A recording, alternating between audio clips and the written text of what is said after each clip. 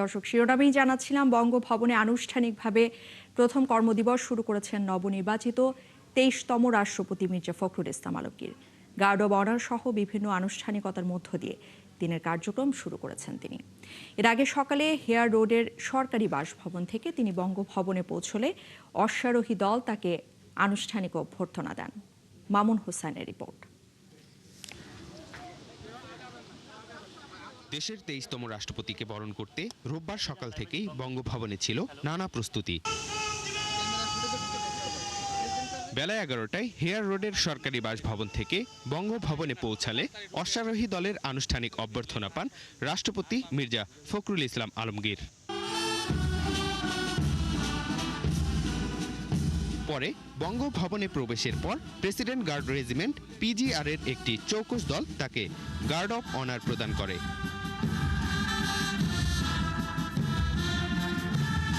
এরপর বঙ্গভবনের কর্মকর্তাদের সঙ্গে কুশল বিনিময় করেন নবনির্বাচিত রাষ্ট্রপতি। প্রথম কর্মদিবসের আনুষ্ঠানিকতার পাশাপাশি রাষ্ট্রপতির কার্যালয়ের দাপ্তরিক কার্যক্রম সম্পর্কে অবহিত হন তিনি। বৈঠক করেন কর্মকর্তাদের সঙ্গে। একই সঙ্গে সাংবিধানিক দায়িত্ব পালনের মধ্য দিয়ে শুরু হয় বঙ্গভবনে ২৩তম রাষ্ট্রপতির আনুষ্ঠানিক কর্মযাত্রা। মামুন হুসাইন, ৭১, ঢাকা।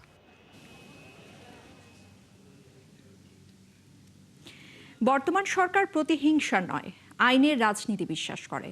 গেল ১৭ বছরের অবক্ষয় থেকে উঠে আসতে সবাইকে এক হয়ে কাজ করার আহ্বান জানিয়েছেন নতুন সরকারের মন্ত্রী প্রতিমন্ত্রীরা।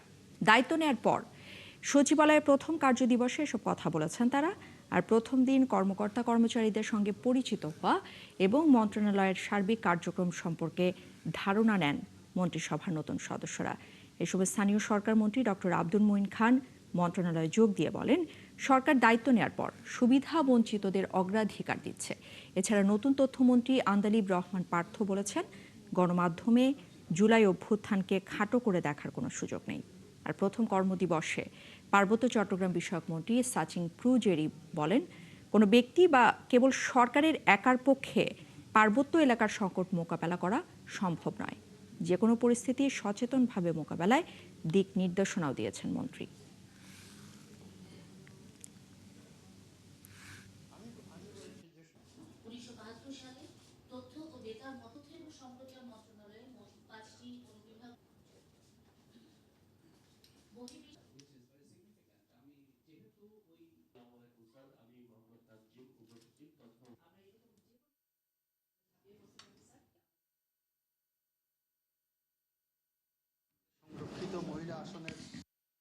যথাযথ প্রক্রিয়ার যে এজেন্সিগুলো রয়েছে যার যার দায়িত্ব তারা সঠিকভাবে পালন করে প্রত্যেকটা জবাবদিহি করতে হবে। এখানে আমাদের মাননীয় প্রধানমন্ত্রী যে একটি কথা স্পষ্ট করে দিয়েছেন, আমরা প্রতিশোধের রাজনীতি করি না, কিন্তু আমরা আইনের রাজনীতি করি।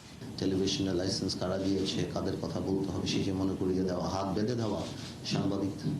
তার মধ্যে থেকেও আমরা যতগুলি খবর পেয়েছি, আমরা যা যা খবর পেয়েছি সরকারের বা সবকিছু যে দ্য ওয়ে দে ফেইল্ড ওই সময় আর কি, বা যে অ্যাট্রসিটি বা যে অত্যাচার বা যেভাবে গণতন্ত্রের মুখ বন্ধ করা হয়েছিল, অন্যান্য যা যাই আছেন সংবাদ মাধ্যমের মাধ্যমে কিন্তু আমরা জানতে পেরেছি।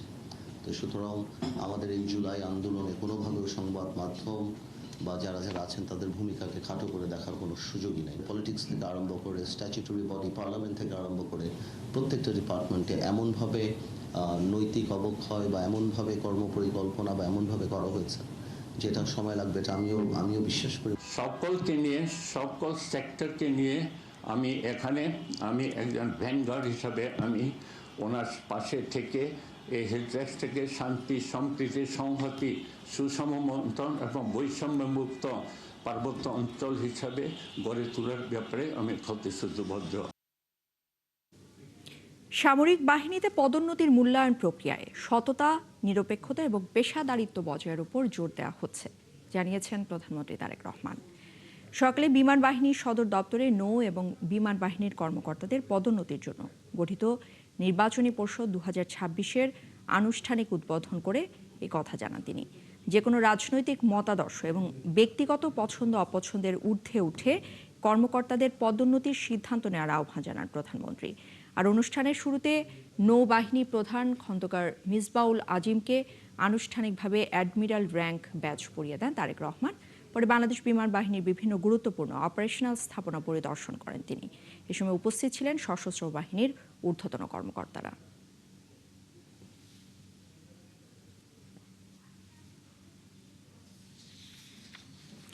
ঢাকায় কয়েকটি বিদেশি দূতাবাসে হামলার হুমকি গুরুত্ব দিয়ে তদন্ত করছে আইনশৃঙ্খলা রক্ষাকারী বাহিনী। এরই মধ্যে দূতাবাসগুলোর কর্মকর্তাদের সঙ্গে বৈঠক করেছে পুলিশের counter terrorism and transnational crime CTTC এবং ডিবি। সকালে ডিএমপির মিডিয়া সেন্টারে সংবাদ সম্মেলনে ডিবি প্রধান বলেন, ইমেইলে পাঠানো এসব বার্তা স্ক্যামও হতে পারে, তবে গোয়েন্দাদের দাবি দেশের ভাবমূর্তি নষ্টের চেষ্টা করছে একটি গোষ্ঠী। মহিম মিজানের রিপোর্ট। ঢাকার কূটনৈতিক পাড়ায় হঠাৎ বাড়তি সতর্কতা। জাপান, চীন, তুরস্ক ও পাকিস্তান দূতাবাসে ইমেইলে দেয়া হয়েছে হামলার হুমকি। এরপর বিষয়টি বাংলাদেশ পুলিশের সংশ্লিষ্ট ইউনিটকে জানায় দূতাবাস কর্তৃপক্ষ। বারিধারায় চীন ও জাপানি দূতাবাসে বৈঠক করেন পুলিশ কর্মকর্তারা। সংশ্লিষ্ট দূতাবাসগুলোর নিরাপত্তা পরিস্থিতি পর্যালোচনা করে প্রয়োজনীয় ব্যবস্থা নিয়ে হয় আলোচনা। হামলার হুমকিটি গুরুত্ব দিয়ে তদন্তের দায়িত্ব দেওয়া হয়েছে ডিএমপির বিশেষায়িত ইউনিট সিটিটিসিকে। পাশাপাশি কাজ করছে ডিবি পুলিশ। 3-4টা দূতাবাস এবং আমাদের কয়েকটা সরকারি দপ্তরেও দিয়েছে। এটা নিয়ে আমরা কাজ করতেছি, দেখা যাক। আমরা ইনশাল্লাহ আমরা তো আপনাদেরকে আশ্বস্ত করেছি যে কোনো ঘটনা ঘটলে এটা আমরা অত্যন্ত গুরুত্বের সঙ্গে দেখি এবং আমরা আশাবাদী যে এটাও আমরা উদ্ঘাটন করব। এর নেপথ্যে যারা আছে তাদেরকে আমরা আইনের আওতায় নিয়ে আসতে পারবো। সংবাদ সম্মেলনে ডিএমপির এই অতিরিক্ত কমিশনার জানান, এইসব ইমেল বার্তায় সরাসরি জঙ্গি বা সন্ত্রাসী হামলার সুনির্দিষ্ট কোনো তথ্য নেই। পরিকল্পিতভাবে আতঙ্ক সৃষ্টি অথবা কোনো মহলকে বিভ্রান্ত করার উদ্দেশ্যেই এটি হতে পারে। হুমকির উৎস খুঁজতে ইমেইলের ডিজিটাল ফরেনসিক বিশ্লেষণ করছেন গোয়েন্দারা। আমার ধারণা যে শত্রুতাবশত পাশাপাশি দেশের ইমেজকে নষ্ট করার জন্য আমাদের যে রাষ্ট্রদূতগণ আছেন বা বিভিন্ন এমবেসি আছে, তারা তো আমাদের তাদেরকে আসলে কিছুটা ভীত সশস্ত্র করার জন্য এটা আমি বলবো যে এটা দেশবিরোধী একটা অপতৎপরতা। এরই মধ্যে ঢাকার কূটনৈতিক এলাকাগুলোতে আইনশৃঙ্খলা বাহিনীর নজরদারি বাড়ানো হয়েছে। মহিম মিজান, ৭১, ঢাকা। রংপুরে তালাবদ্ধ বাড়ি থেকে 4 জনের মরদেহ উদ্ধারের ঘটনায় নতুন তথ্য দিয়েছে পুলিশ। তারা জানিয়েছে, মধ্যরাতে নিজের বাড়ির ছাদে ইয়াবা সেবন দেখে ফেলায় মাদকাসক্তদের হাতে পরিবারের 3 সদস্য সহ খুন হয়েছেন রংপুরের অবসরপ্রাপ্ত শিক্ষক Ganapati Chakraborty. Rangpur metropolitan police commissioner Abdul Mabud এক সংবাদ সম্মেলনে জানিয়েছেন এই তথ্য। তিনি আরও জানিয়েছেন, মূল হত্যাকারী সিদ্ধার্থ এবং মুগ্ধ পুলিশের হাতে আটকের পর এই স্বীকারোক্তি দেয়। উনি এখানে বাড়ি করেছেন, পার্শ্ববর্তী বাসার উপর দিয়ে 2 জন খুনি, তাদের নাম মুগ্ধ দাস, আরেকজনের নাম সিদ্ধার্থ। মুগ্ধ দাস এবং সিদ্ধার্থ পাশের বিল্ডিং এর উপর দিয়ে ওনাদের ছাদে আসে। ছাদে এসে, এটা বৃহস্পতিবার দিবাগত শেষ রাতে, তারা 2 জন সম্পর্কে মামাতো ভাই। ছাদে এসে ওই ছাদে বসে তারা নেশা করে, ইয়াবা সেবন করে। ইয়াবা সেবন করাকালীন গণপতি স্যার, আমাদের ভিকটিম গণপতি চক্রবর্তী স্যার যখন উপরে সাউন্ড শুনে তিনি উপরে যান। খালি গায়ে ছিলেন, কাঁধে একটা গামছা ছিল। তিনি ওদেরকে ওনার ছাদে বসে আড্ডা দেওয়ার ব্যাপারে জিজ্ঞাসা করলে, চ্যালেঞ্জ করলে, ওই 2 জন খুনি, তারা যেটা আমি কথা বলেছি আসামিদের সাথে, আসামিরা তাদের পরিচয় প্রকাশ না করার জন্য, সমাজে তাদের যেন পরিচয় প্রকাশ না হয়ে যায়, তাৎক্ষণিকভাবে ওই স্যারের গলায় যে গামছাটা ছিল সেই গামছা দিয়ে পেঁচিয়ে উনাকে সেখানে হত্যা করেন। একটি চক্রের লাগামহীন দুর্নীতির বলি হয়েছে ঐতিহ্যবাহী বিমান উড্ডয়ন প্রশিক্ষণ ক্লাব বাংলাদেশ ফ্লাইং একাডেমি। অনুসন্ধান যেটা বলছে যে একাডেমির ভঙ্গুর এই দশা শুরু মূলত 2009 সালের পর থেকেই। এরপর জালিয়াতি করে একাডেমির জমি বিক্রি, বিমান কেনার নামে টাকা আত্মসাৎ, আর সবশেষ একাডেমি বন্ধ করার আবেদনে সরকারের অনুমোদন। বিপরীতে লাখ লাখ টাকা খরচ করে প্রশিক্ষণ শেষ না হওয়ায় বিপাকে ক্যাডেটরা। রাশেদ আনিসের বিশেষ প্রতিবেদন, ছবি তুলেছেন আব্দুল করিম।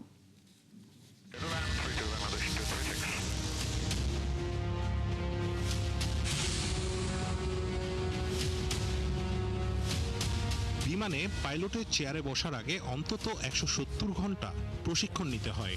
এজন্য প্রয়োজন ধৈর্য আর কঠোর পরিশ্রম।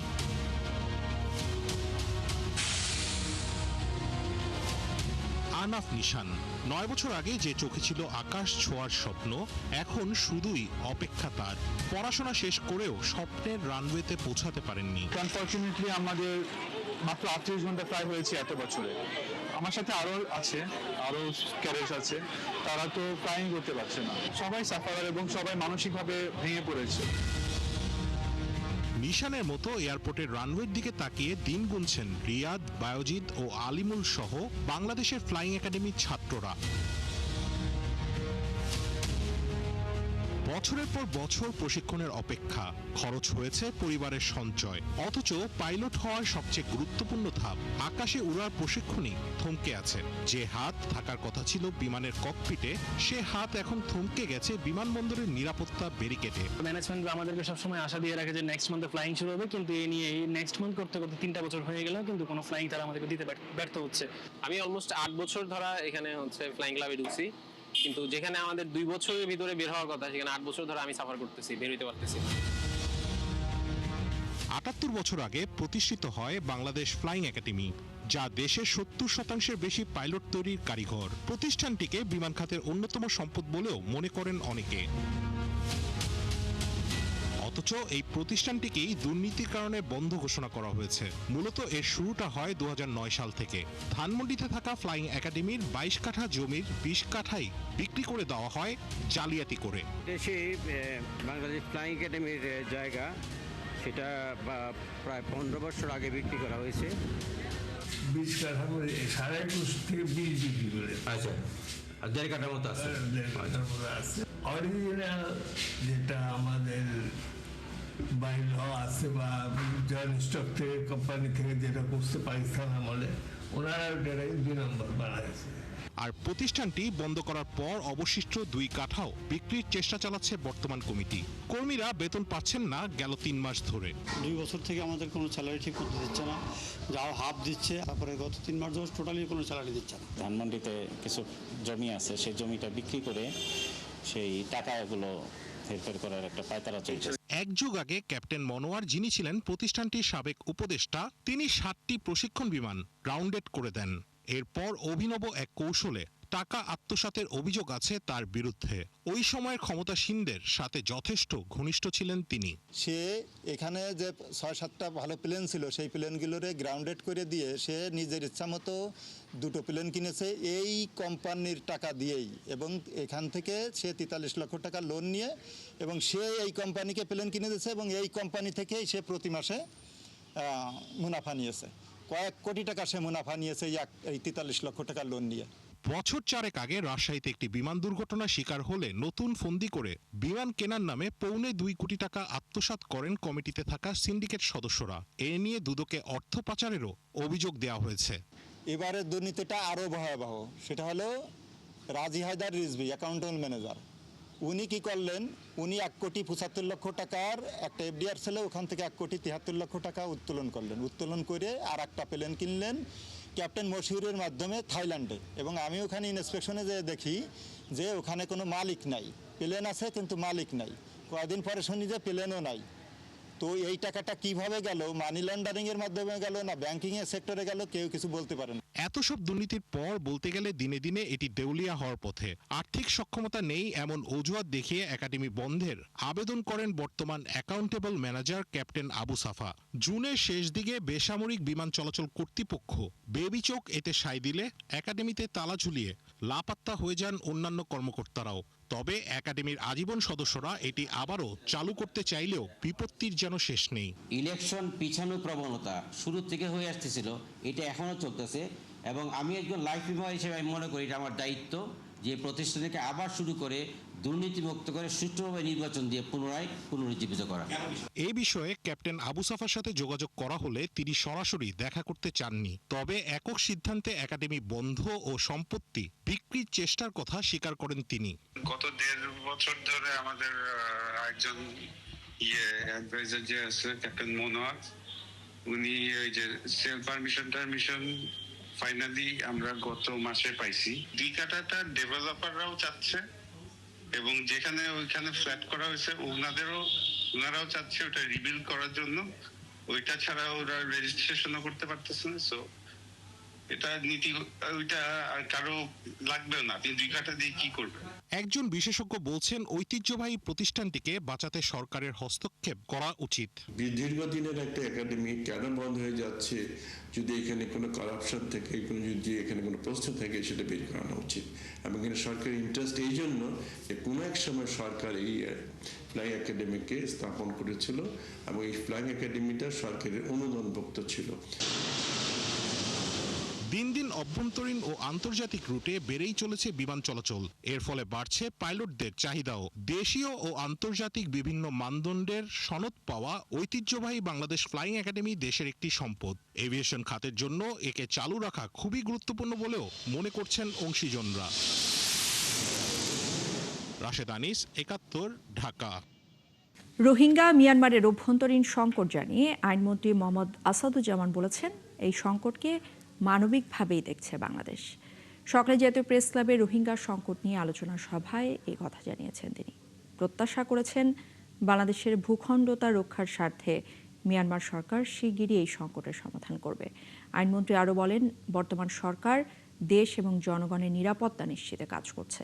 এ সময়ে বর্তমান সরকার রোহিঙ্গা ইস্যুতে আন্তর্জাতিকভাবে যে সিদ্ধান্ত নিতে চায় এতে জনগণের সমর্থন রয়েছে বলেও জানিয়েছেন।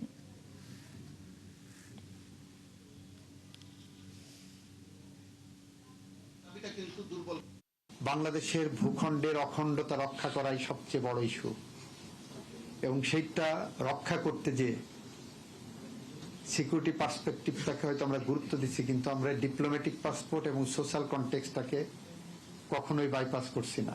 আমরা বলতে চাই রোহিঙ্গারা এই ভূখণ্ডের জনগোষ্ঠী না। আমরা বলতে চাই রোহিঙ্গারা মানুষ। আমরা বলতে চাই রোহিঙ্গাদের মানবাধিকার আছে। আমরা বলতে চাই রোহিঙ্গাদের সংস্কৃতিগতভাবে নৃতাত্ত্বিকভাবে তারা ওই ভূখণ্ডের অধিবাসী এবং সেখানে আন্তর্জাতিক আইনে তারা কিছু প্রোটেকশন পাওয়ার অধিকার রাখে। সুতরাং সেই দৃষ্টিভঙ্গি থেকে, সেই জায়গা থেকে আমরা বিষয়গুলোকে অ্যাড্রেস করার পক্ষে। সরকারের কারণে নয়, মধ্যপ্রাচ্য যুদ্ধের কারণে গ্যাস এবং এলএনজি সরবরাহের অভাবে দেশে জ্বালানি সংকট দেখা দিয়েছে, এমন মন্তব্য করেছেন বিএনপির ভারপ্রাপ্ত মহাসচিব রুহুল কবির রিজভী। প্রধানমন্ত্রীর নতুন রাজনৈতিক উপদেষ্টা জহিরুদ্দিন স্বপনকে সাথে নিয়ে সকালে শহীদ রাষ্ট্রপতি জিয়াউর রহমান এবং সাবেক প্রধানমন্ত্রী বেগম খালেদা জিয়ার সমাধিতে শ্রদ্ধা জানিয়ে এ কথা বলেন তিনি। মহেশখালীতে ভাসমান টার্মিনালের ত্রুটি ঠিক হয়েছে জানিয়ে রিজভী বলেন, এতে গ্যাস সরবরাহ বেড়েছে এবং লোডশেডিং কমে আসছে। তবে দেশের নানা চক্রান্ত চলছে, তা প্রতিহত করে উন্নয়নের ধারা অব্যাহত রাখবে বিএনপি সরকার। এ সময় প্রধানমন্ত্রীর রাজনৈতিক উপদেষ্টা হিসেবে নিষ্ঠার সাথে দায়িত্ব পালনের কথাও জানান সাবেক তথ্যমন্ত্রী জহিরুদ্দিন স্বপন। এই যে জ্বালানি সংকট যেটি হয়েছিল সেটি যে সরকারের কারণে নয়, সেটি দেশবাসী দেখেছে, আপনারাও দেখেছেন। যাই হোক, এর মধ্যেও চক্রান্ত যে নেই তা না, চক্রান্ত আছে, ষড়যন্ত্র আছে, কিন্তু সেগুলোকে আইডেন্টিফাই করে সেই চক্রান্তগুলোকে প্রতিহত করে এই সরকার জনকল্যাণে, সামাজিক সুরক্ষা এবং অবকাঠামোগত যে উন্নয়নের ধারা, সেই ধারাটি তিনি অব্যাহত রেখেছেন। আমাকে মাননীয় প্রধানমন্ত্রী রাজনৈতিক উপদেষ্টা হিসেবে নিয়োগ দান করেছেন। আমি সর্বশক্তিমানের দরবারে শুকরিয়া আদায় করি এবং মাননীয় প্রধানমন্ত্রীর জন্য গভীরভাবে কৃতজ্ঞতা প্রকাশ করছি। ঘন ঘন লোডশেডিং এর কারণে লোকসানে পড়েছেন মানিকগঞ্জ এবং নেত্রকোনায় পোল্ট্রি খামারিরা। গরমে মুরগির শেডে তাপমাত্রা বেড়ে মারা যাচ্ছে মুরগি, পাশাপাশি ডিমের উৎপাদনও কমছে। আর বিদ্যুতের কর্মকর্তারা জানিয়েছেন, প্রয়োজনের তুলনায় কম বিদ্যুৎ সরবরাহের কারণে লোডশেডিং দিতে হচ্ছে। সহকর্মীদের তথ্য এবং ছবিতে প্রতিবেদন। একদিকে তীব্র গরম, অন্যদিকে ঘন ঘন লোডশেডিং, এতে বিপর্যয়ে পড়েছেন মানিকগঞ্জের পোল্ট্রি খামারিরা। তারা জানান ঘন্টার পর ঘন্টা বিদ্যুৎ না থাকায় হিট স্ট্রোকে মুরগি মারা যাচ্ছে, কমে গেছে ডিমের উৎপাদনও। কারেন্ট থাকেই না, ধরেন আজকে তো এই যে চলে গেছে আর আসবো কয়টায় তার ঠিক নাই। শুধু এই মুরগি মারা যায় এটাই না, কিন্তু এই হিট স্ট্রোকের জন্য আমাদের আবার মেডিসিন খাওয়ান লাগে প্রতিদিন 500 থেকে 700 টাকা। জেলা পল্লী বিদ্যুৎ সমিতির কর্মকর্তারা জানান চাহিদার তুলনায় কম বিদ্যুৎ সরবরাহ হচ্ছে, যে কারণে হাসপাতাল, কারাগার, শিল্পাঞ্চল সহ বেশ কিছু এলাকায় অগ্রাধিকার ভিত্তিতে বিদ্যুৎ দেওয়া হচ্ছে। হসপিটালগুলো আছে, আমাদের যে জেলা কারাগার আছে এবং এই সংশ্লিষ্ট বা এই ধরনের যে প্রতিষ্ঠানগুলো আছে তাদের এই এলাকাগুলো বিদ্যুৎ দেওয়ার আমাদের একটা নৈতিক দায়িত্ব থেকে যায়। একইভাবে দুশ্চিন্তায় নেত্রকোনার পোল্ট্রি খামারিরা। বিদ্যুতের অভাবে পর্যাপ্ত বাতাস চলাচল না করায় খামারের মুরগি অসুস্থ হয়ে পড়ছে। বাচ্চা ছোট থাকে, এই বাচ্চা কারেন্টে হিট না দেওয়া হয় তাহলে বাচ্চা পরিপূর্ণ হয় না। ওষুধ খাওয়ালে ওই যে এগুলা সর্দি সবসময় লাগিয়ে থাকে। লোডশেডিং হলে পানি দিতে পারে না, এরপর প্রচন্ড তাপে মুরগির সমানে মারা যায়। লোডশেডিং এর কারণে মুরগির পাশাপাশি শ্রমিকদেরও ভোগান্তি বেড়েছে। মুরগির শ্বাসকষ্ট হয়, ডিম কমে যায়, মুরগি মারা যায়। আমরাই চলতে পারি না, তবে এই মুরগি কেমনে থাকবে? জেলা প্রাণী সম্পদ কর্মকর্তা জানান গরমে ফ্যান বন্ধ থাকলে শেডের ভেতরের তাপমাত্রা দ্রুত বাড়ে। হিট স্ট্রোক হতে রক্ষা পেতে আমরা বৈদ্যুতিক ফ্যান ব্যবহার করি। অনেক সময় কুলিং করার জন্য পানি যেমন তার শেডের উপরে পানি প্রবাহিত করা হয়, সেক্ষেত্রে বিদ্যুতের প্রয়োজনীয়তা আছে। পল্লী বিদ্যুৎ সমিতির কর্মকর্তারা জানান নেত্রকোনায় দিনের বেলা সাধারণত 5 থেকে 10% লোডশেডিং হচ্ছে, কিন্তু রাতে চাহিদা বেড়ে যাওয়ায় আরো বেশি লোডশেডিং দিতে হচ্ছে। নেত্রকোনাতেও মানে লোডশেডিং 5 থেকে 10%-এর বেশি নাই, দিনের বেলা, রাতের বেলা হয়তো 30-40%-এর বেশি হয় না। নেত্রকোনা প্রাণী সম্পদ অধিদপ্তরের তথ্যে সেখানে 1076টি বাণিজ্যিক পোল্ট্রি খামার রয়েছে। এর বাইরে ছোট বড় মিলিয়ে আরো 18,000 খামার রয়েছে। বনশ্রী হালদার, 71। নিরাপদ খাদ্য উৎপাদন এবং মৎস্য খাতের বৈশ্বিক বাজার ধরতে পণ্যের গুণগত মান নিশ্চিতের আহ্বান জানিয়েছেন কৃষিমন্ত্রী আমিনুর রশিদ। সকালে রাজধানীর একটি হোটেলে অ্যাকোয়াকালচার নলেজ ডে সেমিনারে তিনি বলেন, কৃষি এবং মৎস্য খাতের 75% জনগোষ্ঠীকে সাথে নিয়েই অর্থনৈতিক অগ্রগতি নিশ্চিত করতে চায় সরকার। তবে বিশ্ববাজারে রপ্তানি বাড়াতে পণ্যের গুণগত মান নিশ্চিতের তাগিদ দিয়েছেন মন্ত্রী। আর অতিরিক্ত রাসায়নিক এবং ক্ষতিকর ওষুধ ব্যবহার কমিয়ে মানসম্মত উৎপাদনে নজর দেওয়ার পরামর্শ দেন আমিনুর রশিদ।